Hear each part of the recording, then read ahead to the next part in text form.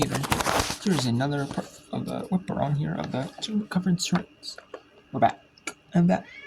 I am just doing here the OVC's giving them a shine, and the Simba. Simba right now is in set. There's a couple of sets have ended. A pair for Georgia State won their first, swept their match, and a pair for UNC Wilmington had dominant second set, 21-9, and they swept theirs. So a sweep piece for each side. Who will get sweep number 2 possibly? Take a 2-match-to-1 lead. So far, Georgia State, if Georgia State wins 4 points, they'll sweep that.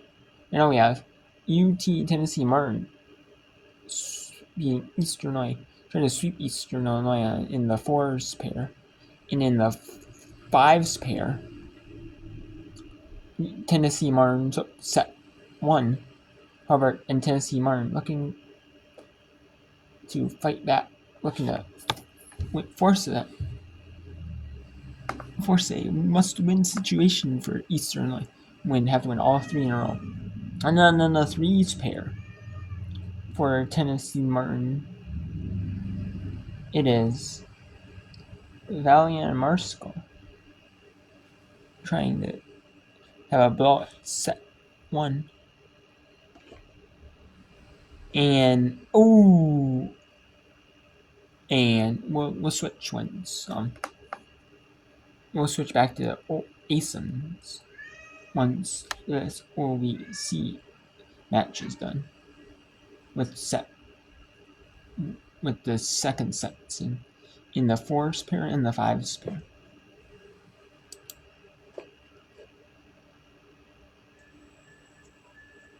On one, it's McGee. She goes back. Corner doesn't get it. That one long and out of. But we'll have the commentary of the Sunbelts, because the Sunbelts are wrapping up theirs. So 2 sets to 1, or 2 matches to 1. Excuse me, I keep saying sets, but 2 matches to 1 in this duel. In the Sunbelt Beach Volleyball Tournament. Georgia State. We're losing 2-1 now. Let's see who can go if there's going to be a 4th match. Or 4th mini match. Now more of the players that are on this, they're staying in and watching the match, which is awesome. I like that. And this will be the final one. And Georgia State has done it. They are moving on to the 3rd round of the Sunbelt Beach Volleyball Championship tomorrow. Moving on, 1 step closer to the championship match on Saturday. As on Sunday and Monday, I'm not don't remember exactly when, but it'll be the Beach Volleyball Selection Show committee. We'll have their talk about like who the automatic bids are and who's the at-large teams, one from each conference, and automatic qualifier. And then you'll have there's not many at-larges. You might have an at-large section, but it's gonna be few and far between. So you really need to put everything in winning the beach volleyball tournament in the beach volleyball conference championships. You need to put everything in before the national championship, the national beach volleyball championship, the national collegiate beach volleyball championships. Essentially, because there it is. So pair 1, Keller and Johnson beat LaPata and Thompson for Georgia State. And then pair 2, Leighton Ebar or fell to Sistruk and Shrimp was 21-10, and that was the pair I said about pair 2. Then pair 3 for Georgia State, 21-17, 21-12, Veronian and Molesky beat Schrock and Thompson. Then Black and Pula beat Singleton and Jefferson. So, that's what happened here in some votes. And the championship is Saturday at 1 p.m. Eastern. or it might be 1 p.m. local on Central, but either way. We have Mercer was affiliated to SoCon. They beat Louisiana Monroe 4 matches to 1. Their State beat College Charleston 4 matches to 1. And then there's 7 teams. So UNCW beat Southern Miss. UNC went to beat Southern Miss 5-0. They swept them. Then some Coastal Carolina won their match. They got the bye as being the 1 seed then. And you got double elimination, so you're not out of it. But we're gonna have the next 6 matches tomorrow at 10:30. So it is at Central Time. 10:30 a.m. Central, 1:30 Eastern. So it's at 1 Central on Saturday. So that is it. So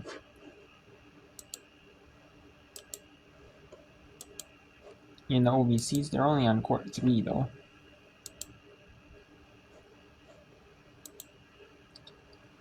So we'll go to ASUN here. And now Eastern Kentucky leads 1-0 here. And Cutler and Richardson up now 15-8 on Seward and Willard. 4-14-9 now. And Eastern Kentucky won easily 5 matches to none. We could see a repeat of that here. Down the middle. Big moment for Richardson as she kills it.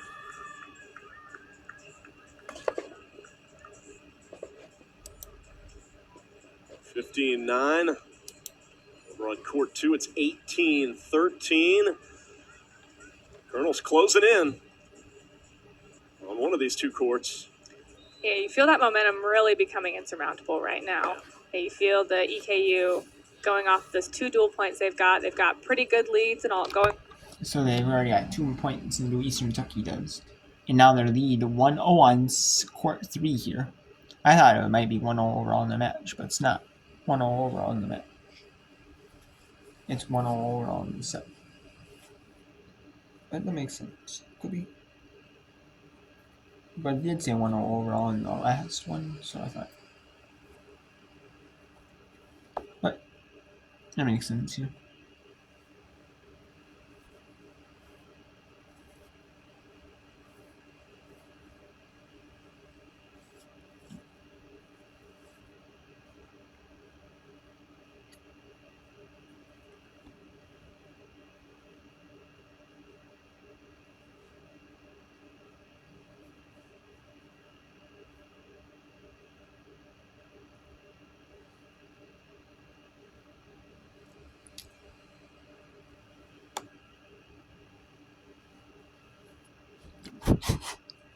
Touched, says the umpire, by the Colonels. So the point for the Beach Bears.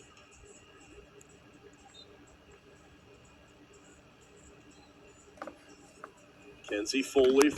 So Eastern Kentucky just needs 2 more points and they'll win this duel here. Duel number 6 of the day for the Eastern. And then tomorrow will be 7-12 here. And then, yeah. So that'll be nice. And if the duels can get underway, you know. Tomorrow, then after today they have as well. And tomorrow I can show you some of these matches. Early tomorrow. As well, all day tomorrow. Not all day, but I can show you some of them throughout the day. You know, some of the matches throughout the day, I can do some whip around through the duels. CUSA, Southland, Ohio Valley, and ASUN. I can whip you around them. Then once the sub up starts first serve, I can get you that, bring you that in as well for a little bit. So. Serving at 17-19, Foley and White. Mueller. And the point for EKU. And they have arrived at match point, dual point to advance. Reality's starting to set in, I think, Haley, for Central Arkansas. You know, you really try to put it out of your mind while you're playing, but it's impossible to not consider how close you are to the season ending or how close you are to advancing for EKU. Well, Well, they're not going to go quietly. Nice shot down the line by Kenzie Foley, and they'll get the serve back. It'll be Madeline White. Still 2 match points for the Colonels. And there it is. And that is your final. Caesar Kentucky in the wins the elimination duel as the 6th seed. They sweep Central, and it ends when after 3 set matches are done, or 3 matches have been won by one team. Of the 5, the other 2 are counted as no contests. They are just going to be counted. I mean, they will be counting the score as like the score, like maybe like this match, this to this, you know. They count as like, say, Kentucky wins set 1, and set 2 ended at like 10, like 10-8. No contest. No contest due to Eastern Kentucky winning the duel early, you know. Something like that, you know. That's what it'll be officially, but that's why you see maybe one team having like 30 matches, but then one pair only has 20 matches total, you know, that are, one pair might only have 20 matches total that they finish throughout the season, even though they played in like 30 like duels.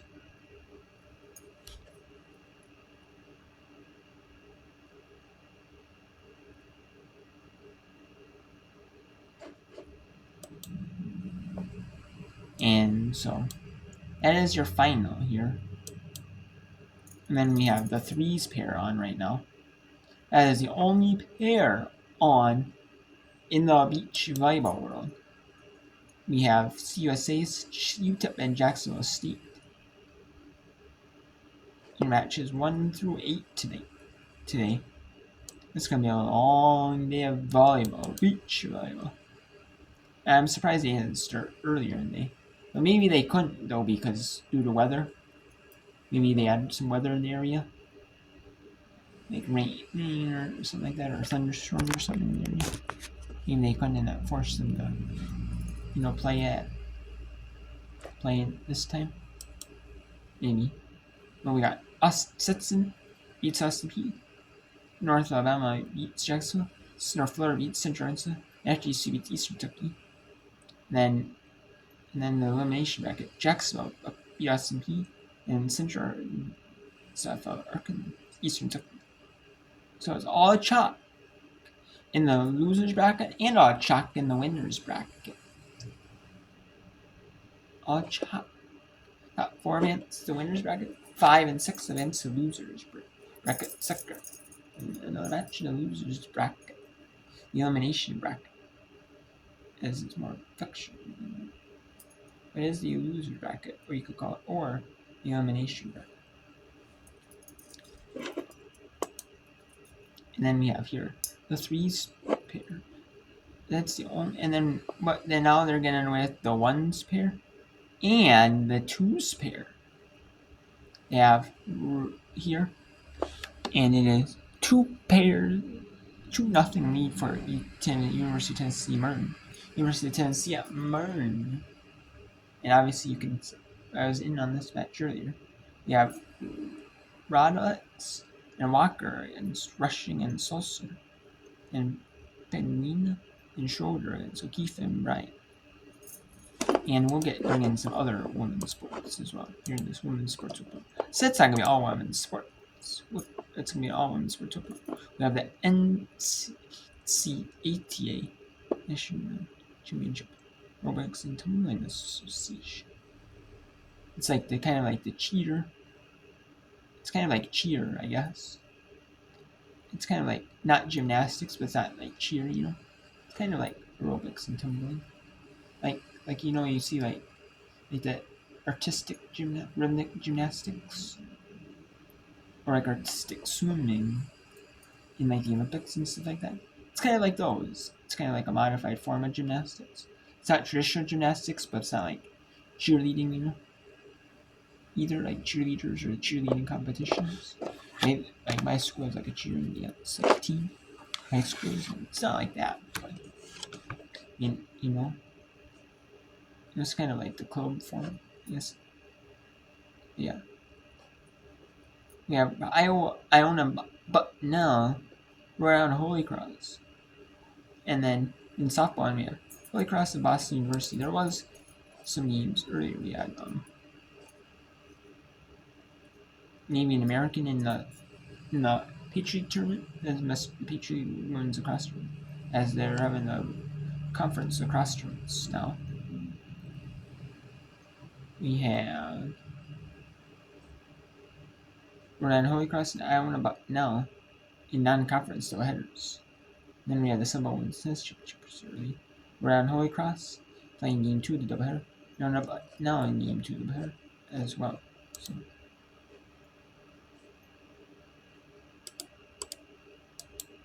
Go to Holy Cross, Boston University.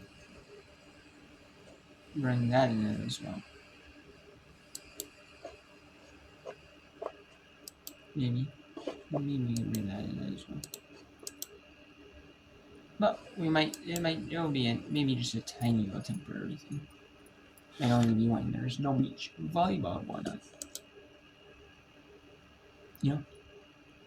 But this, or it might have to be a little bit more permanent. But this one's looking to be like a little bit of a blow up. I mean, or is it not the conference tournament across?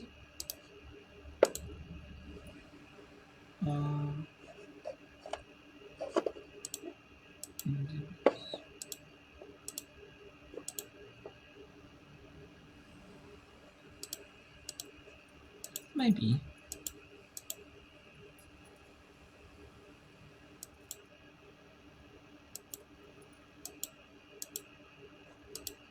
Oh, yep, it is. It is the Patriot Conference tournament.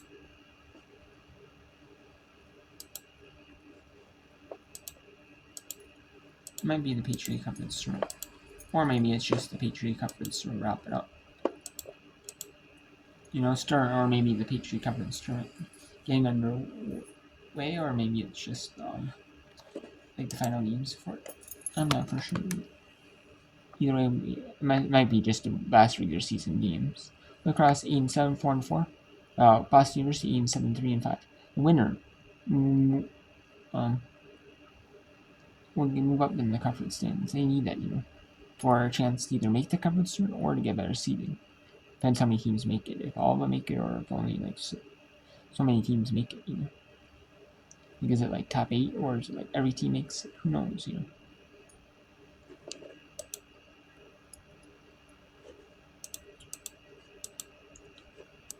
Now,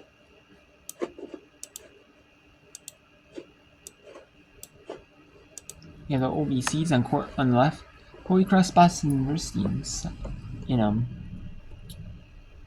lacrosse on the right. And this is women's lacrosse. And if there is 10 points, 10 goal lead, or more anytime in the game, then there is a running clock, continuous running clock. Like the shot clock won't run down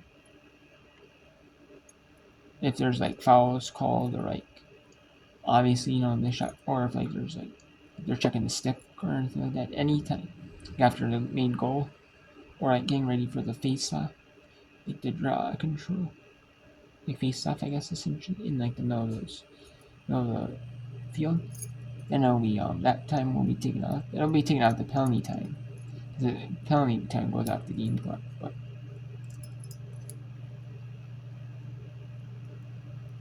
still, I mean, you don't want that to happen,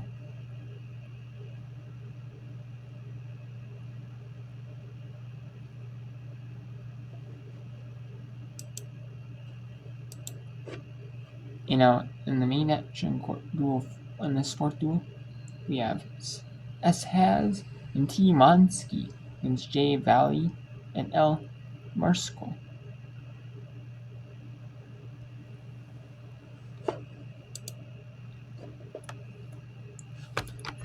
And extends the lead to 2.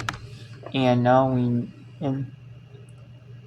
if Eastern Illinois wins set 2, you're going to go to the third set here at Chattanooga, at the University of Tennessee, Chattanooga.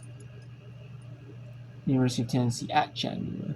It might either be at the University of Tennessee at Chattanooga, or it's just at the school itself, or it's the primary off-site location, because some of these schools do not have like beach volleyball courts. Like they might not have beach volleyball courts right at the school. Some of them might, but most of them probably don't. They probably just have the off-site spot that they use. And they, in a sense, like like they might, like if there's like renovations, stuff like that, they might need to be done, or want to add bleachers, say, for the fans can watch. Like add a few bleachers. They might pay for some. I'll pay for a little bit, pitching a little bit for renovations. School might. So you may get first access. To it because of that. Or maybe they advance book it, too. That could be that as well.